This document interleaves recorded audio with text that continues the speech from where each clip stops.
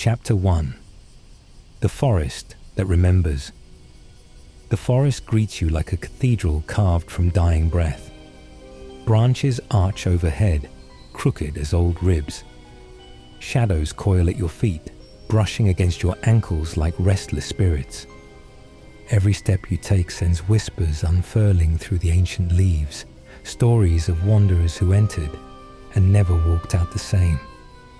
You are one of them, a traveler, a collector of broken histories, a seeker of truths buried for too long. Tonight, fate leads you deeper. Chapter 2. The man of unspoken sorrows. He stands in the dim glow between trees, a silhouette carved from stillness. His eyes, when they lift to meet yours, are bottomless pits of remorse. He tries to speak, but he can't. I was intrigued and puzzled. Just sounds and broken words is all he says.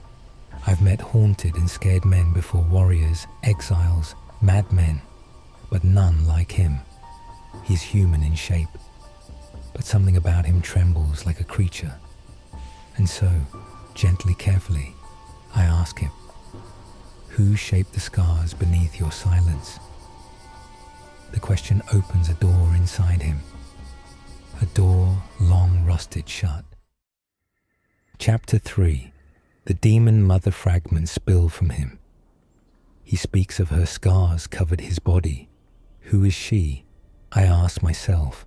I had so many questions with no clear way to get an answer out of him, so I began to follow him. As we were hunting for food, we saw a mother deer with her offspring. As I prepared to take the shoot, he stopped me. Why did you stop me? I ask. In one word, he says mother. In confusion, I say, mother. He howled like a beast and started running to a cave. I chased him and slowly walked in, and I knew the risks, and yet curiosity guided my steps. As my sight slowly yielded to the dark, the world remained a blur, but what little I saw was enough to sink dread into my bones.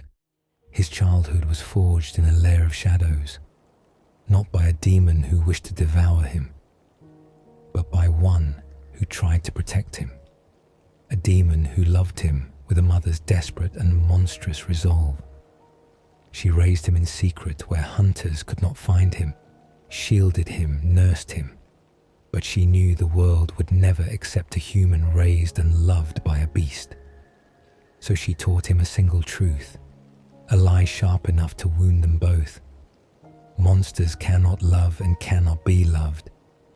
She carved hatred into him so he would fear her, not trust her. So he would learn to kill before being killed. She cried in pain the agony of making her own child hate you and come to kill you. So he would walk among humans and carry the same hatred humans carried for the beast who saved him. The lessons worked too well. Chapter 4. The Night of Red Dawn. His voice shivers as the memory travels back one night.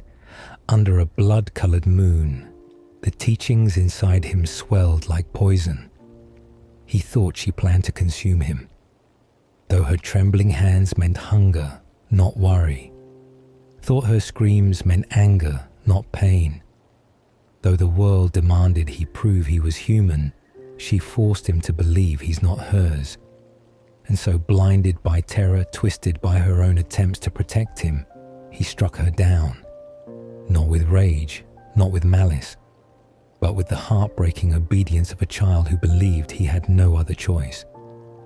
She took her final breath, and she had no final words, only a touch, brushing his cheek the way she used to lull him to sleep. And then she was gone. Beast slain. A mother was murdered. A heart shattered. A small victory for humans and heartbreaking misery for this man, a sacrifice that had to be done. For his future, he needed to end hers. The small hands she once held are now covered in her blood. Chapter 5. The Traveler's Mercy. He stands before you trembling, a monument of unfinished mourning. a man carved not from flesh, but from his own guilt and self-punishment. His gaze searches you for judgment, for the fear and disgust the world has always shown him, for the spite he showed himself. It is all he has ever expected, all he has ever been taught to deserve. But you see further than his shame, beyond the blood of his past, beyond the shadows of memories that break him. You see the truth knotted inside his suffering, that he was never born to be a killer. He was forged to be one, hammered by the cruelty, shaped by regret, molded by a world that feared what it never bothered to understand. They did not look at him and see a child. They saw a prophecy to extinguish, a threat to erase. They never cared who he was, only what he might become. And he became exactly what fear demanded, not because he chose it, but because he had no one to show him another path. Twisted further by the love of a mother who was not a monster, but played the role of one so he might survive. A mother who spent her dying breath protecting the very sun destined to end her. A love so desperate it shattered them both. You step closer. Your hand meets his shoulder. It is like touching stone, a body hardened by winters and battles for breath and the merciless weight of remembering. But beneath the stone, behind the empty cold stare, lies a heart still beating under layers of fear, still longing for absolution, still carrying the love he had, although shattered into a million pieces, each fragment cutting through him.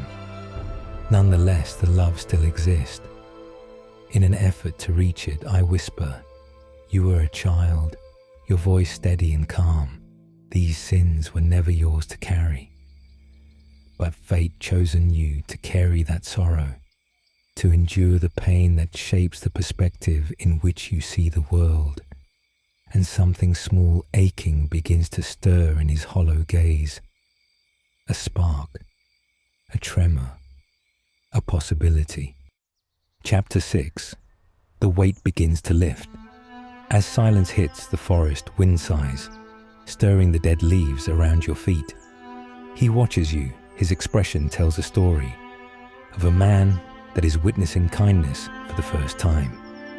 Held in a long sealed cage of darkness, he sees light for the first time. Forgiveness, you tell him, is the light for her shadows. It is the path her mother intended for you to walk on, heavy that it is. It is the key you must offer yourself.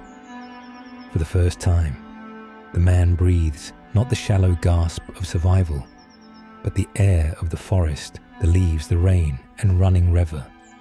The feeling of warmth hits his body. He bows his head not to you, but to the truth he has run from all his life. Redemption isn't a path given, it is carved. Chapter 7. The path beyond shadows. When you part ways, dawn has begun to break through the treetops, faint, pale, uncertain.